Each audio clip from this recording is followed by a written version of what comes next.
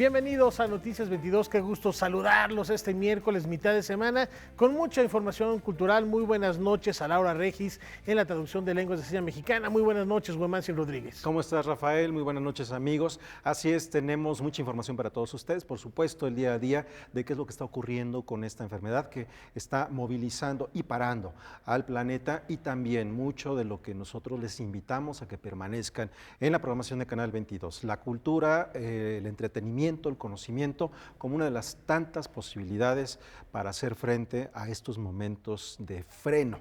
Y para ello vamos de inmediato, ¿qué te parece, Rafael? Si vamos con nuestra querida Laura Barrera, que ya tiene ahí lista una entrevista. Laura. Claro que sí, está con nosotros vía remota Cecilia Espinosa, quien es directora de la Fundación SM en nuestro país. Nos va a platicar de algo muy interesante, un seminario internacional de educación integral que se está llevando a cabo estos días. Cecilia, qué gusto estar contigo para platicar acerca de, primero de ediciones de Fundación SM, que es una organización que tiene sus orígenes en los años 40, el siglo pasado, en España, pero que ahora está presente en unos 8 países por lo menos, y que tiene una actividad muy interesante para la educación de niños y de los jóvenes, sobre todo. Platícanos de qué se trata ahora, que esto que además es una celebración por 25 años. Hola Laura, muy buenas noches, pues muchas gracias por este espacio. Quiero contarte que sí, efectivamente, el Grupo SM es un grupo dedicado a la educación en México y en 10 países. Ya tenemos 80 años de historia en donde trabajamos con proyectos educativos, ofreciendo contenidos a través de libros, publicaciones y ofertas y propuestas para las escuelas, para las maestras, los maestros de estos 10 países de Iberoamérica. En México, SM cumple 25 años y estamos de aniversario, y desde la Fundación SM venimos ya desde hace 13 años organizando un seminario internacional de educación integral dirigida a maestras, maestros y a la comunidad educativa. Es un evento que busca reflexionar sobre temas educativos de alta relevancia e importancia para pues el mundo de la educación. Y en esta ocasión pues vamos con nuestra 13ª edición, que estaremos justo el día de mañana arrancando en una versión virtual, porque hemos tenido que ajustarnos y adaptarnos a la situación por la que atraviesa nuestro país y el mundo, y bueno, pues tuvimos que salir con una propuesta virtual que va a estar abierta el día de mañana. Efectivamente, ahora nosotros conocemos muy bien de Grupo SM, Barco de Vapor, Gran Angular, hay muchísimas otras colecciones, incluso hay el tema religioso también presente en Grupo SM. ¿Es así? ¿Es correcto? Es correcto, SM se encarga, como te decía, a ofrecer proyectos educativos que den respuesta a las necesidades básicas de las escuelas. Acompañamos a los maestros y a los profesores inicialmente con una oferta de libros y publicaciones, libros de texto, que así es como surge SM, pero ahora que nos hemos ido adaptando a las necesidades de la industria y sobre todo a las necesidades del mundo educativo, vamos mucho más allá y ofrecemos formación, ofrecemos contenidos, ofrecemos acompañamiento. La Fundación SM es la dueña del grupo editorial. Y esto es una situación muy sui generis que nos enorgullece profundamente, porque a través de la venta de los libros, a través de la venta de los servicios y de toda la oferta de SM, nosotros podemos capitalizar pues justo estos beneficios que recibimos a proyectos educativos y culturales que llevamos a los 10 países en los que nos encontramos. Proyectos que van desde proyectos de inserción que tienen un impacto directo en las escuelas públicas, escuelas muy vulnerables, hasta proyectos que tienen que ver con crear estos espacios de formación para maestros o crear espacios también de educativas. Generamos concursos, tenemos en México específicamente más de 25 proyectos trabajando en distintas líneas de incidencia, y este que te comento ahora, que es este seminario, es uno de ellos, que ya tenemos 13 años llevándolo acercándolo a los profesores y maestras, y bueno, pues tiene un éxito rotundo y es un espacio muy reconocido ya en el ámbito educativo. Cecilia, platícame cuándo se realiza y si aún hay oportunidad de inscribirse, de participar.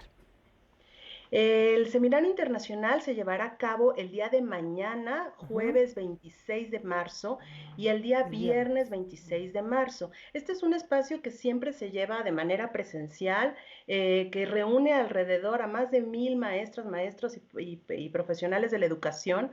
En esta ocasión, dadas las circunstancias por las que nos encontramos por el tema del COVID-19, vamos a llevarlo a cabo en una versión virtual que se va a transmitir de manera abierta para que toda la gente interesada pueda sumarse, pueda verlo a las 10 de la mañana. Ahora hicimos 2 bloques de transmisión, cada bloque de 2 horas. Todos los contenidos de nuestro seminario lo hicimos en pequeñas grabaciones de los distintos conferencistas. Son 9 conferencistas los que nos van a acompañar, que amablemente se han adaptado a esta nueva propuesta, y vamos a tener estas grabaciones de las conferencias en un formato más concreto de 20 minutos en 2 bloques. Uno mañana se transmitirá a las 10 de la mañana con repetición a las 4 de la tarde, y el segundo bloque se transmitirá el viernes 27 también a las 10 de la mañana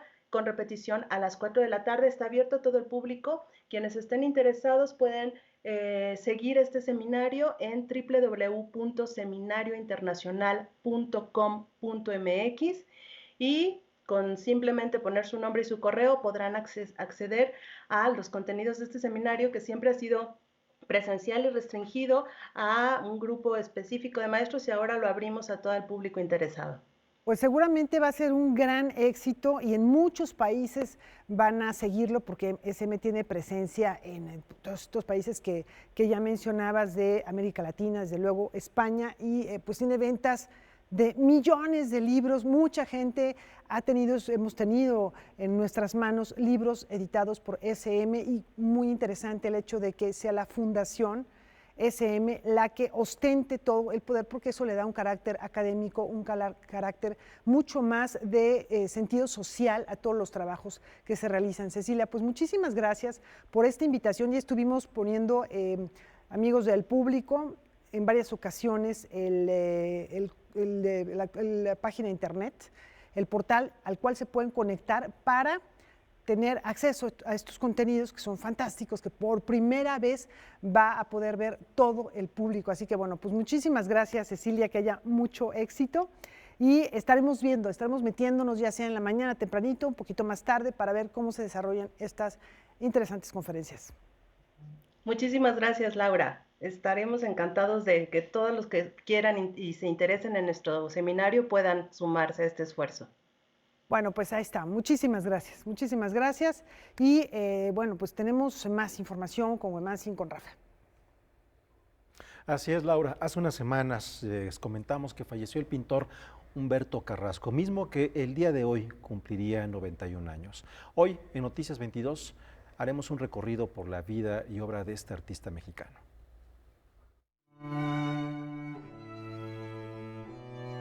Humberto Carrasco forjó su propia senda a pinceladas, creando en su lienzo espacios públicos solitarios y habitados por la magia. Tuvo clara su vocación pictórica cuando a los 19 años ingresó a la Escuela Libre de Arte y Publicidad.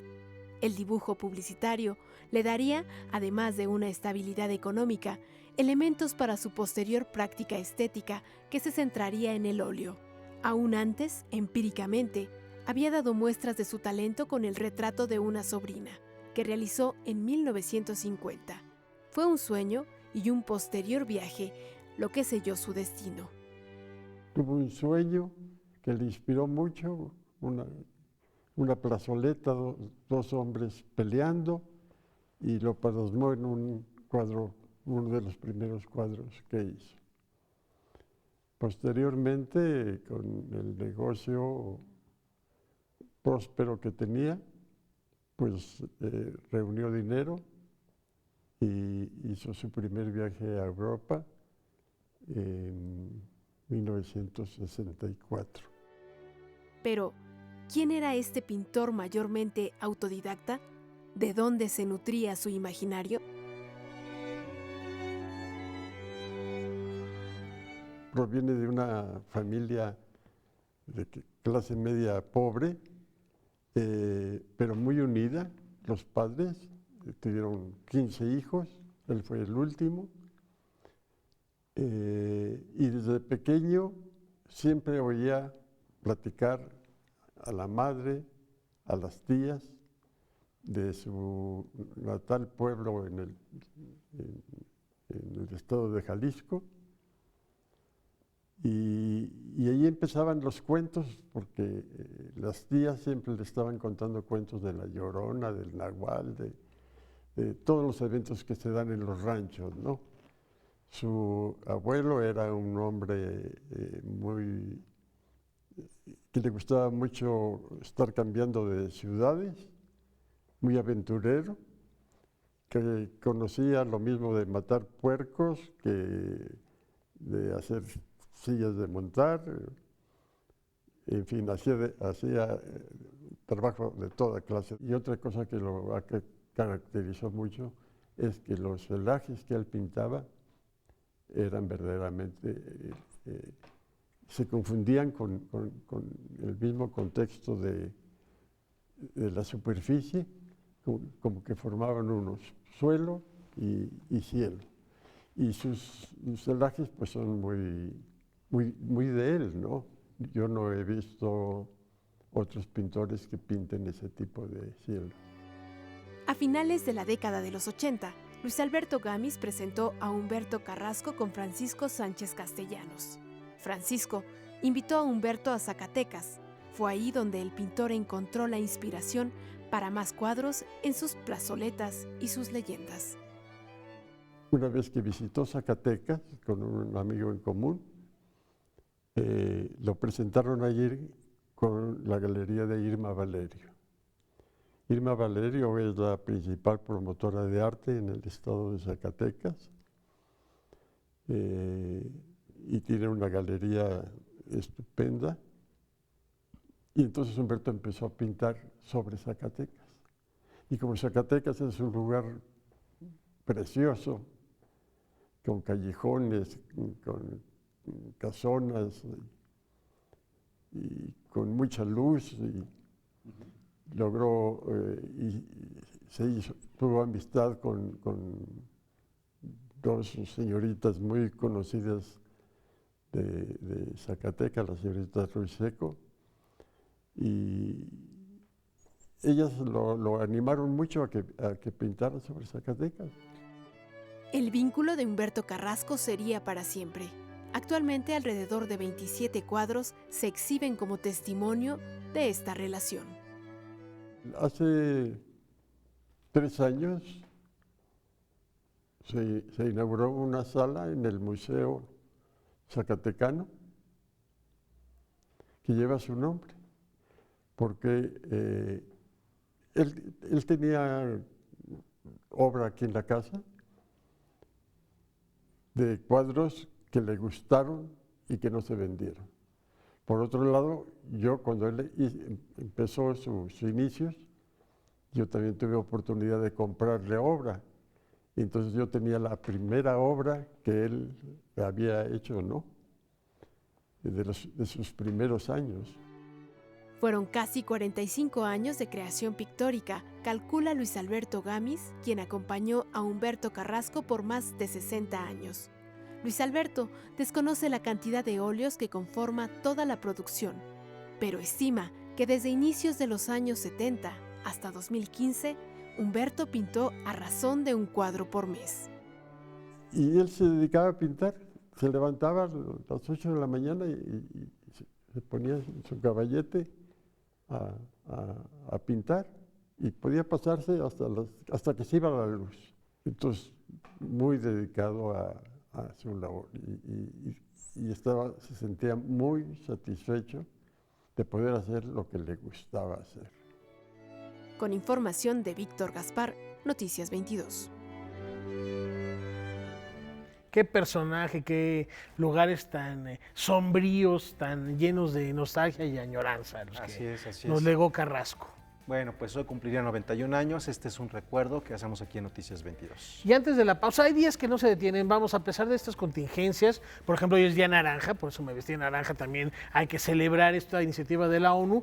También la Noche de Museos continúa a través de plataformas digitales, Capital Cultura en nuestra casa, así la Secretaría de Cultura Capitalina es una invitación a visitar de manera virtual estos recintos que causas de fuerza mayor, como sabemos, están cerradas. Es un recorrido digital por exposiciones y como hay celebración de la Noche de los Museos los miércoles, hay conciertos, hay danza, hay puestas en escena y que van a tener repercusión no solo el día de hoy, sino habrá ecos los próximos días. Por ejemplo, hoy a las 7:30 de la noche se presentó, ahorita ha de continuar el concierto Dueto Loops.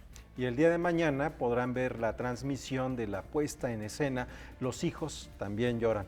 Esto únicamente ¿qué es lo que tiene que hacer usted? Únicamente tiene que entrar a la página que en este momento aparece en su pantalla y puede consultar los horarios en donde van a celebrarse las siguientes actividades. Bueno, ahí está la cultura al alcance de un clic. Ya volvemos.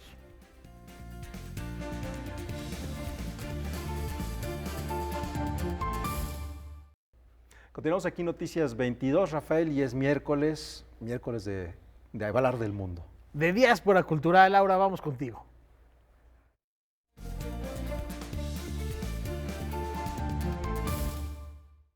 Triunfar en la ciudad de la Dolce Vita, la ciudad del Coliseo Romano, de la Capilla Sixtina, en fin.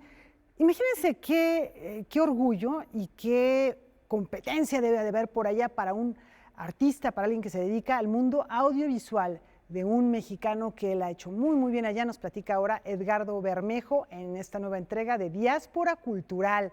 Platícanos de alguien que a lo mejor muchos de nuestros televidentes, de nuestro público, no han escuchado hablar, pero a lo mejor han visto alguna de sus piezas. Es probable, sí. Buenas noches, Laura. Fíjate que Jesús Garcés Lambert es un director de cine y documentalista mexicano que vive en Roma desde hace 25 años. Nació en la Ciudad de México en 1970, estudió cine en el CUEC, en la UNAM, y a los 26 años decidió mudarse a Europa, donde ha desarrollado una carrera verdaderamente espectacular y yo diría poco conocida, como tú bien dices, en nuestro país. Él ha trabajado como director de un gran número de documentales para cine y televisión en Italia, pero también en Europa, algunas de ellas con gran éxito. Sus series han sido transmitidas por 160 países y han sido vistas por más de 190 millones de personas. Y ha ganado, por supuesto, múltiples premios internacionales. Justo ahora, la televisión italiana está transmitiendo un documental dirigido por Jesús sobre Leonardo da Vinci y del que vamos a ver un pequeño fragmento para arrancar esta semana. Es una escena en la que vamos a ver que reproduce el momento en que Leonardo da Vinci pinta la Última Cena y que reproducimos ahora para los televidentes por cortesía de Sky de Italia y Proyecto Imagen, que son los productores de la pellicola. Vamos a verla. Finalmente, nel 1494, a 12 anni dal tuo arrivo a Milano, viene il tempo di dimostrare il tuo talento. Ludovico il Moro ti commissiona una pittura murale, una grande parete di 40 metri quadrati, quella settentrionale del refettorio del convento di Santa Maria delle Grazie.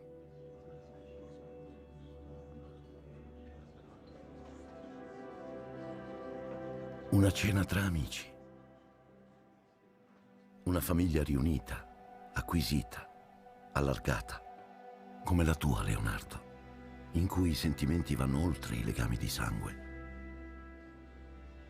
12 uomini e il loro maestro.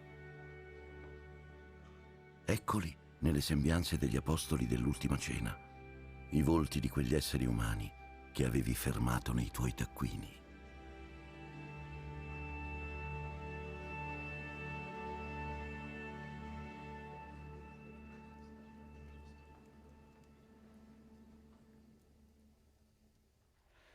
¡Wow! ¡Qué imágenes! De verdad, qué poderosas imágenes sobre una reinterpretación acerca de la Última Cena, como pudo haberse pintado, Edgardo, esto pues en 1490 y tantos que se hizo.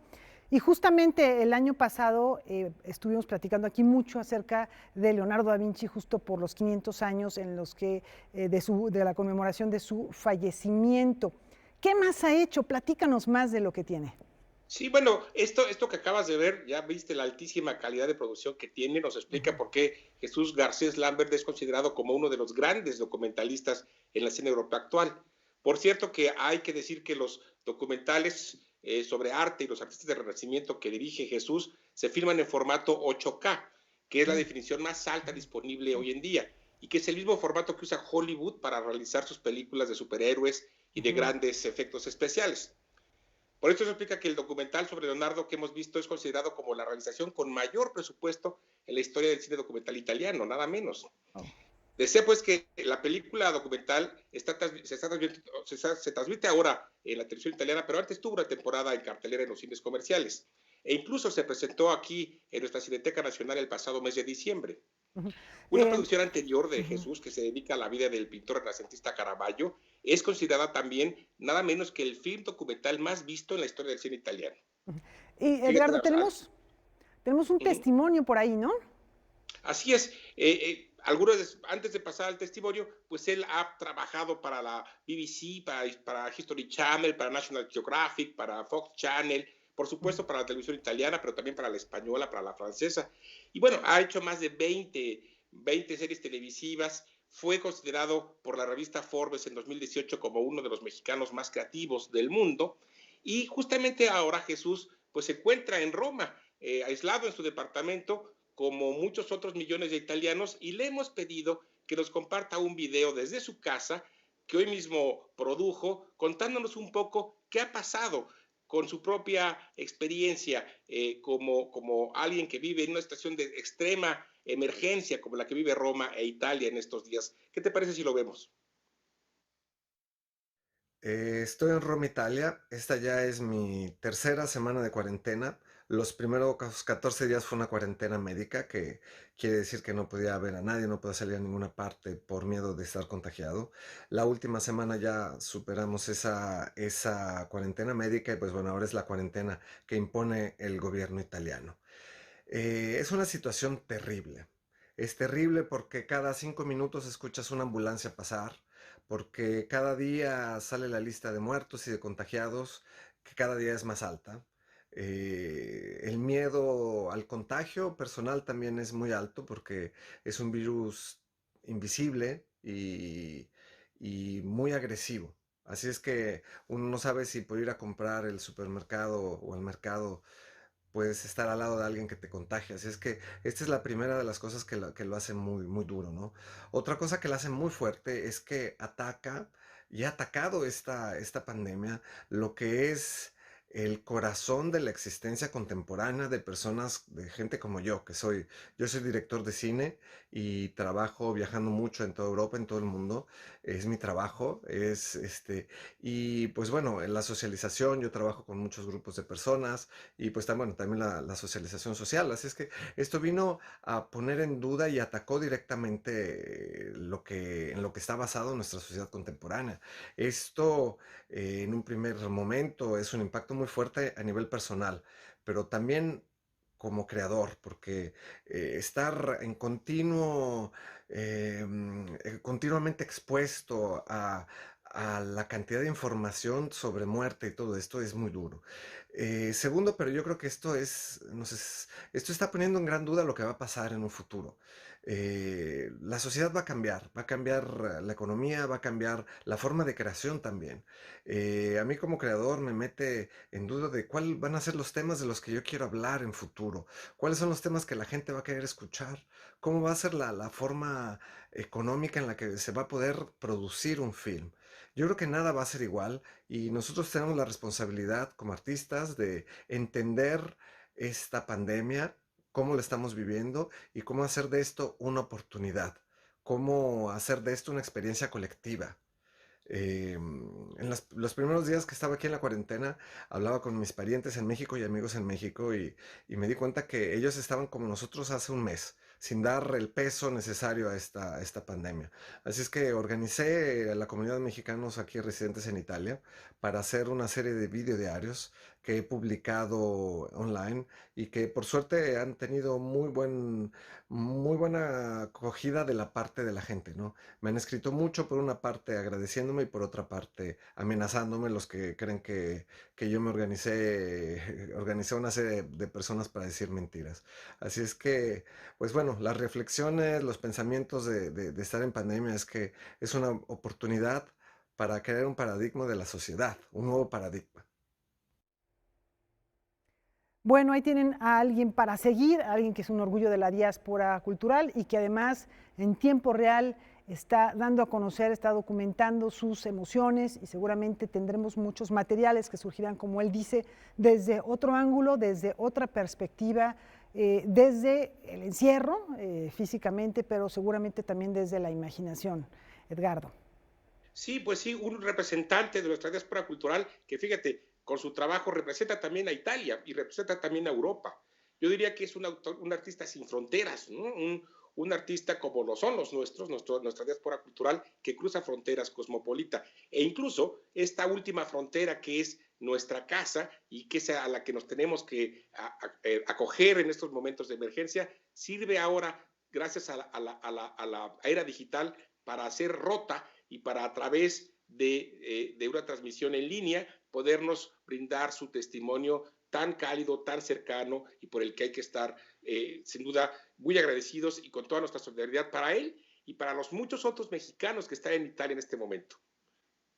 Pues muchísimas gracias, Edgardo, por estos materiales, este testimonio muy emotivo, muy rico, de un personaje efectivamente universal. Nos vemos la próxima semana. Regresamos con Amancio con Rafa. Bueno, muchísimas gracias, Edgardo. Sí, lo que nos acaba de comentar tu diáspora del día de hoy nos hace pensar mucho, y es mucho de lo que estamos buscando aquí en Canal 22 en las transmisiones, es repensarnos en este momento. Quienes nos encuentran, se encuentran ahora mirándonos en casa, guardando distancias sanas y seguras.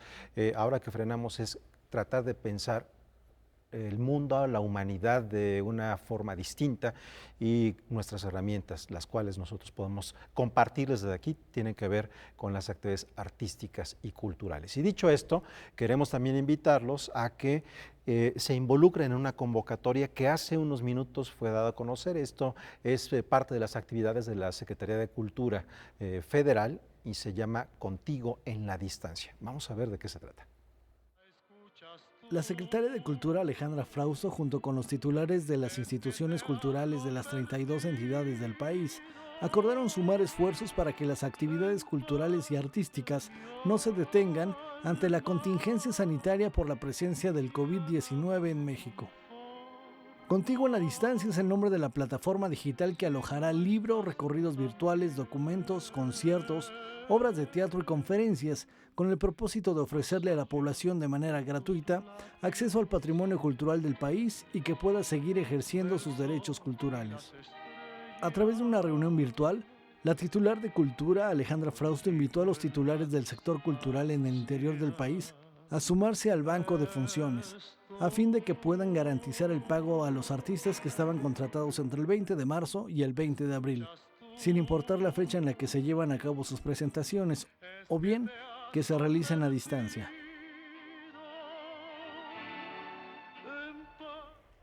Bueno, pues como ven, hay muchísimas posibilidades que tenemos al alcance de algunos clics, no solo uno, varios, pero nos permite conectarnos con el mundo. Rafael, nos permiten mantener vivas estas propuestas de muchos de los artistas que están trabajando y que han trabajado a lo largo de muchos años, que es muy importante, Rafael, porque también si consideramos que esta detención de actividades regulares puede impactar también en esto que llamamos las industrias culturales, bueno, ahora es una gran invitación para que desde su casa se involucre cada vez más en ellas y, terminando esta contingencia, entregarnos de cuerpo y alma a estas propuestas que nos hablan de nosotros mismos a través de la expresión artística. Replantearnos las industrias culturales, replantear el arte y por qué no descubrir el artista que quizá llevamos dentro, y ahí está la invitación. Hay una serie de tutoriales que también publica la Secretaría de Cultura a propósito de esto. Y no se pierdan, terminando Noticias 22, a Kimberly Armengol en Debate 22 con un tema muy importante porque hay muchas fake news y es indispensable disipar las dudas más comunes en torno al coronavirus. Así es, bueno, no se lo pueden perder, es Terminando Noticias 22, hoy en punto de las 22 horas. Con esta invitación hacemos una pausa y volvemos de inmediato.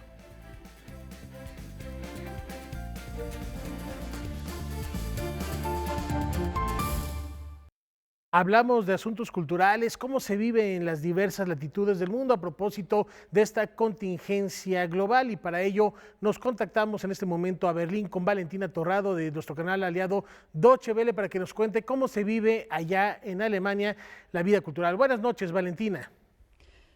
Un gusto estar con ustedes nuevamente. Esta crisis ha provocado cambios radicales en todas las esferas de la vida cotidiana y en un tiempo récord. La sociedad tuvo que reinventarse, rediseñarse y tuvo que afrontar de manera abrupta un nuevo plan de vida. La principal medida tomada tanto por el gobierno alemán como en casi todos los países afectados es promover quedarse en casa para evitar el menor contacto social posible.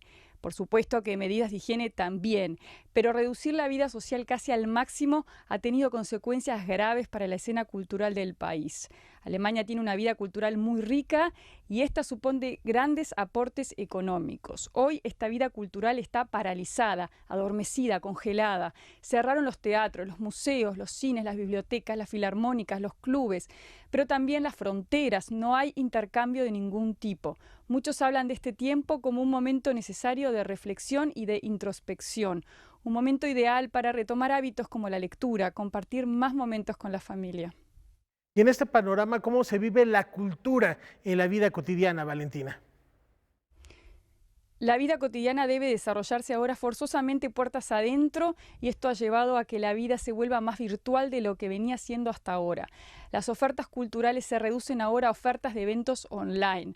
No vamos a un concierto, sino que lo escuchamos desde nuestra casa a través de una pantalla. Por ejemplo, las filarmónicas de Berlín y Hamburgo disponen de conciertos online gratis.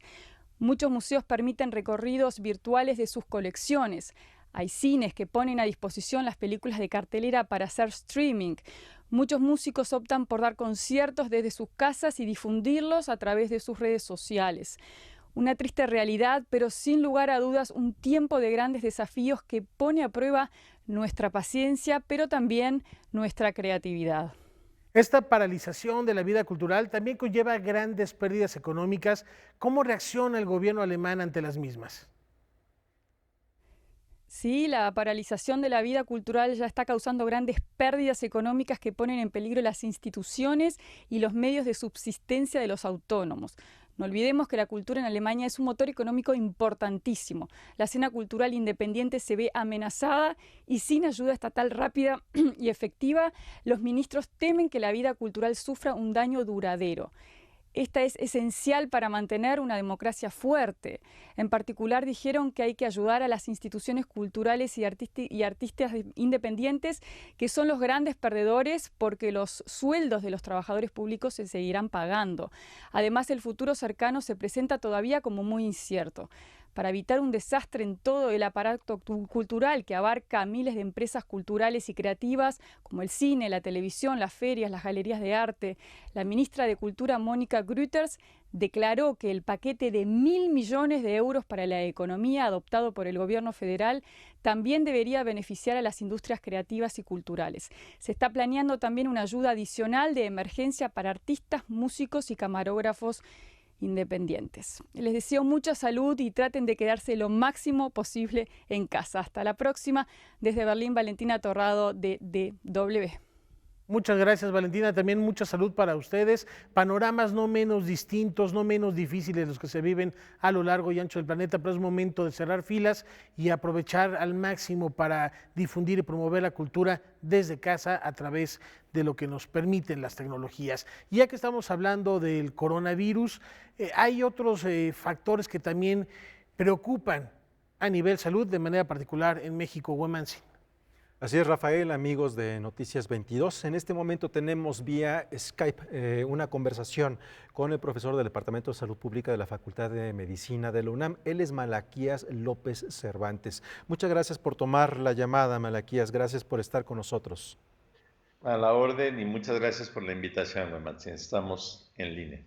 Perfecto. A mí lo que me gustaría que nos comentara es en este momento en el que estamos hablando de la pandemia de la enfermedad coronavirus o COVID-19, ¿Qué es lo que tenemos que también tomar en cuenta, dado que estamos en un momento del año en donde regularmente hay enfermedades virales? Es decir, cuando termina el invierno y empieza la primavera, hay un momento de sequía en donde repentinamente tenemos enfermedades virales, y hoy con estas noticias del COVID-19, pues no estamos considerando algunas otras enfermedades que se han aparecido repentinamente en los últimos meses y años en nuestro panorama de salud.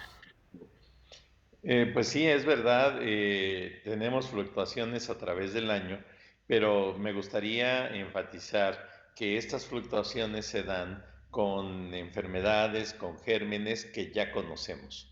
Cuando ya existe cierto nivel de contacto previo de la población con un germen, se dan estas fluctuaciones a través del tiempo y del espacio que nos permiten de pronto tener mayores frecuencias y de pronto tener menores frecuencias, y lo consideramos normal, pero ahora estamos enfrentando un germen que no teníamos conocimiento de su existencia y al cual todos somos susceptibles. Entonces, en estas condiciones, el efecto de las variaciones climáticas es muy incierto. Podría ayudarnos, pero no necesariamente es algo que nos salve de la posibilidad de contagio. Así es, porque bueno, la forma en la que se comporta el clima ya no es como solía ser o como nos decían que era. Y eso, ¿de qué manera, por ejemplo, los ciudadanos, al ya saber que el clima está cambiando, que nos está cambiando, que lo estamos cambiando, cómo mantener las medidas de higiene que nos permitan un mejor desempeño? Bueno, esto es un terreno de incertidumbre, y además de que precisamente las variaciones del clima nos están sujetando a condiciones inesperadas. ¿A qué me refiero? Por ejemplo, de pronto la Ciudad de México no está acostumbrada, o no estaba, por lo menos no estaba antes, cuando era yo niño y cuando era adolescente, a tener tan frecuentemente carencias de agua.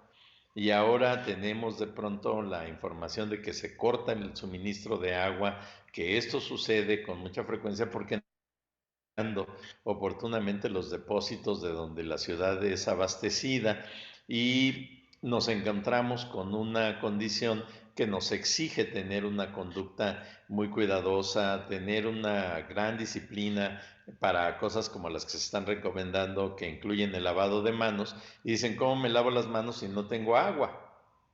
Entonces, estamos realmente sujetos a circunstancias no previstas que pueden ponernos en jaque ante el ataque de un germen como ahora lo estamos viviendo. En este caso estamos hablando del COVID-19, que es la atención que tiene todo el mundo. Sin embargo, también en la Ciudad de México últimamente hemos tenido algunos brotes de enfermedades que se creían completamente controladas, como por ejemplo el sarampión. Ahora que estamos pensando en el coronavirus, ¿cuáles son, por ejemplo, otro tipo de atenciones que debemos de tener a otro tipo de gérmenes o virus? Bueno, lo del sarampión, yo me he sentido sorprendido por la magnitud del brote, por las características de las personas que han sido afectadas, porque yo hubiera esperado que por abajo, digamos, de 25 años de edad, prácticamente todos exhibiéramos una capacidad de resistencia mayor. Yo tendría la previsión de que pudieran aparecer casos en menores de 25 años, pensando que desde esa época pues ya se volvió regular la vacunación, y que por mucho que hubiera habido deficiencias en la vacunación, deberíamos de tener una mejor resistencia, y de pronto resulta que no es tan cierto, que sí existen personas susceptibles, que esas personas susceptibles no están concentradas en un grupo social o en un punto geográfico, sino que están dispersas en varios ámbitos del Valle de México, y lo cual hace pensar que pues también están así en otras áreas del país, incluso que pueden estar peor, y que entonces lo que creíamos que era un escudo ya bien construido, sólido, de defensa contra una enfermedad como el sarampión, pues no lo es, y que la reintroducción del germen podría sorprender, darnos un verdadero conflicto y un problema, no solo en la Ciudad de México, sino en otras áreas. Bueno, pues muchas gracias por estos comentarios a propósito de los virus, de las bacterias, de estos momentos que estamos viviendo. Sin duda alguna estamos frente a cambio de paradigmas, a muchas cosas que pensábamos que solían ser y que nos urgen actuar.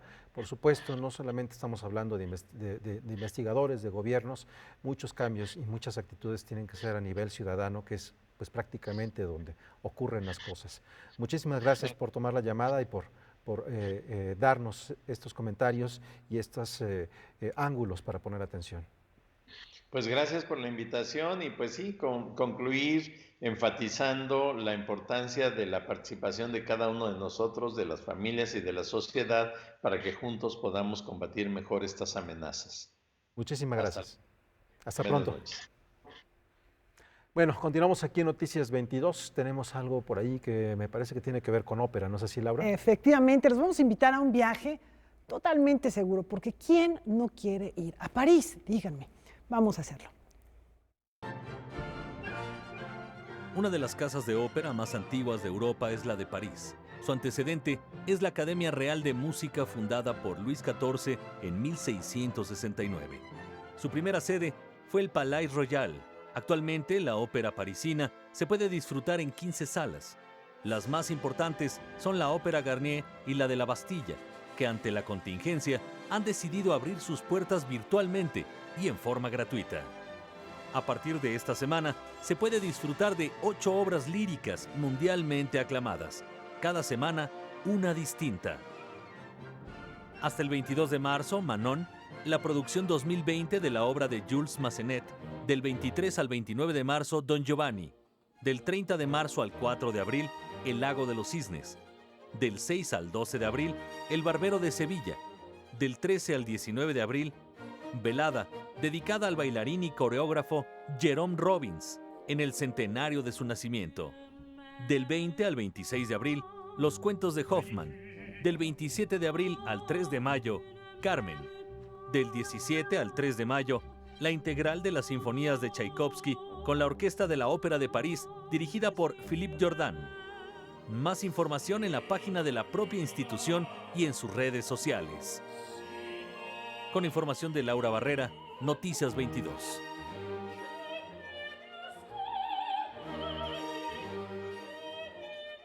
Bueno, pues ahí está, ya hemos estado hablando del Met, del también Staatsoper, Staatsoper, la Ópera de París. Bueno, no podemos perdernos ninguna de estas opciones. Y tampoco se pueden perder, ya falta menos para el gran estreno en la pantalla de Canal 22 de This Is Art, una obra de verdad, una propuesta que no hay que perderse, las emociones y el arte de la mano. Tenemos preparando ya una entrevista con el creador de esta serie que les vamos a presentar el día de mañana. Por lo pronto, les parece bien una probadita para que lo agenden este sábado a las 9 de la noche. Sábado, 21 horas, el creador de esta serie es Ramón Genet.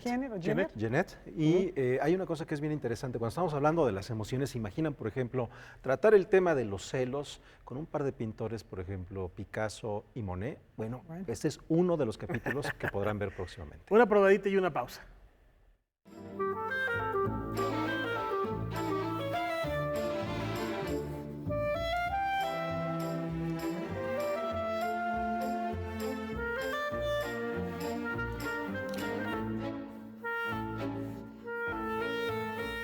Tenemos visión global. Y hablaba hace ratito, Woman, de romper paradigmas, y qué mejor que las nuevas tecnologías para hacerlo. Vamos con Liliana Rodríguez Santibáñez.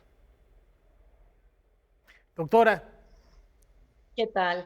Muy buenas noches, bienvenidos a Visión Global. Y bueno, dentro de toda la convulsión que se está viviendo en el mundo entero por este virus tan peligroso que se ha propagado con gran velocidad en Occidente, estamos observando también grandes ejemplos del uso de tecnologías y también, ¿por qué no decirlo?, del uso y conocimiento de la aplicación del Big Data, el recabar datos a gran escala, donde se ha comprobado que no solamente estamos viendo a los médicos, a las enfermeras en acción, a todos aquellos expertos que están dedicados a la epidemia, sino también otras profesiones que están a la par tratando de revisar el comportamiento y propagación de este virus para impedir que sigan este recorrido tan peligroso que está haciendo. Estamos hablando justamente de todos los informáticos que están también aplicando su conocimiento en esta situación. Estas personas que utilizan los sistemas, que utilizan la tecnología, y también la ciudadanía a nivel mundial que tiene acceso a estas para poder comunicarse. Lo estamos viendo no solamente en las escuelas, las universidades, los trabajos, el trabajo a distancia está resguardado para impedir que se propague con mayor velocidad. Pero ¿qué diferencias está guardando Occidente en comparación a Asia, particularmente en China, que ha logrado controlar este tipo de brotes? Bueno, en principio diríamos que políticamente sabemos que China ha sido categorizado como un estado básicamente autoritario, donde la libertad de los ciudadanos no es como la que tenemos muchos en Occidente, es decir, hay mucha mayor restricción en los movimientos de los ciudadanos en Asia, particularmente en estados como Singapur, pero también en entidades sui generis o especiales como lo son Taiwán, como lo son Hong Kong y Macao. Pero lo particular que tienen, además de este Big Brother que recapitula o nos hace recordar 1984 de Orwell, donde se revisa al ciudadano común en sus actos, vemos en esas entidades el uso de tecnología de una manera formidable que ha permitido acotar y acompañar a la ciencia médica para controlar este virus. Por ejemplo, vemos la inteligencia artificial no solamente en hospitales, sino en las calles. Vemos una vigilancia digital enorme en estas entidades. Más de 200,000 cámaras en una sola ciudad en China para ver el movimiento de la población. Es cierto, nosotros podemos pensar en Occidente, ¿qué pasa con la protección de datos? ¿De dónde sacan toda la información que tienen? Hay una conexión entre las compañías que suministran el Internet, las compañías telefónicas y el Estado. Es cierto, hay una restricción importante, pero volvemos al tema del uso de tecnología, no solamente inteligencia artificial, los drones que también están vigilando calles y justamente donde hubo brotes como Wuhan, en Hubei, donde hubo este cerco sanitario, esta contención, donde a la población se le dijo, no sales y no sales. Y el que salía vigilado por drones para dar seguimiento, en este caso, de personas que pudieran e impedir que el brote se propagara a una mayor velocidad. ¿Por qué esos estados están logrando reducir los números en comparación a estados en Occidente, prácticamente Europa, que eleva muros o fronteras, que cierra o restringe el paso y no utiliza con mayor inteligencia la tecnología? Es todo un cuestionamiento que deberíamos tener mayor reflexión. ¿Qué está haciendo el Estado o qué están haciendo los estados para lograr no una aldea global como la propuso Marshall McLuhan, sino tener estados que puedan tener la tecnología al servicio de los ciudadanos para tratar de contener este tipo de situaciones? El uso de robots, el uso de inteligencia artificial, por ejemplo, en aeropuertos, para detectar la temperatura de los individuos, si tienen alguna sintomatología que pueda indicar que existe la posibilidad de un contagio mayor. No solamente estamos viendo la tecnología al servicio de los smartphones, estos teléfonos inteligentes que pueden tener aplicaciones para dar seguimiento al comportamiento del coronavirus, sino también incluso para decirnos a qué sitios no deberíamos recurrir porque existe mucha aglomeración de personas en esto. Y lo que entonces ponemos a tela de juicio es un equilibrio entre la libertad de los ciudadanos, pero también atendiendo a la recomendación de las autoridades a través de equipos tecnológicos a los que tenemos acceso.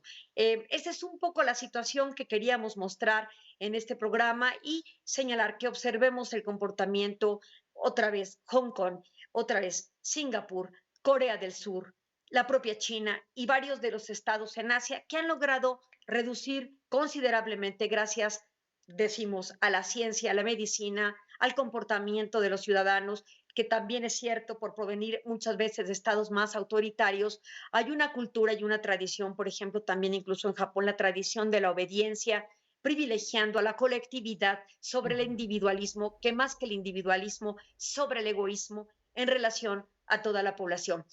Me parece que es importante que también hagamos una reflexión en el sentido del uso de la tecnología, pero también a partir de nuestros propios actos.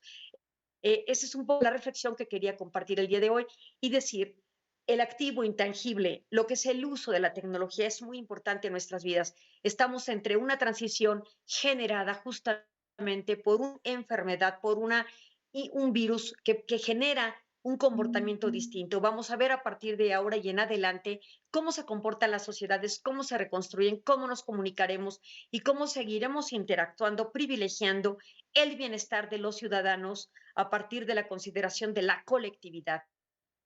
No es de nuestras libertades, sino en todo caso poner en práctica nuestro sentido de responsabilidad, siempre muy informados a través de herramientas que nos permitan tener acceso inmediato o conocimiento de lo que está aconteciendo en este planeta.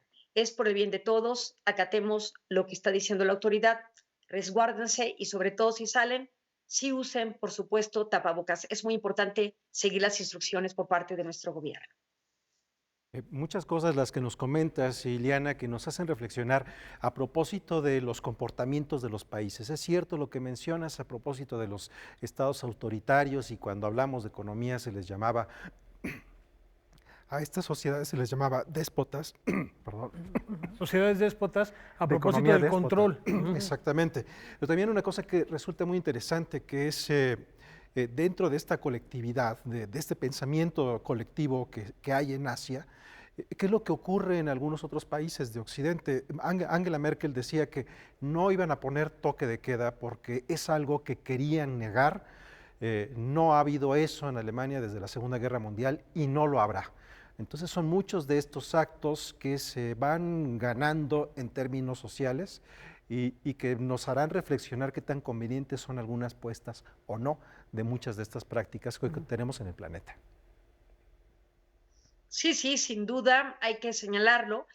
Lo que se esperaría es el uso responsable de nuestra propia libertad en consideración del resto. De ninguna manera la restricción de las libertades. Y sin embargo, bueno, hay que aprender de Asia en el uso de tecnologías que están logrando un desarrollo muy significativo para que nosotros también tengamos este aprendizaje de toda esta situación que se está viviendo en este momento.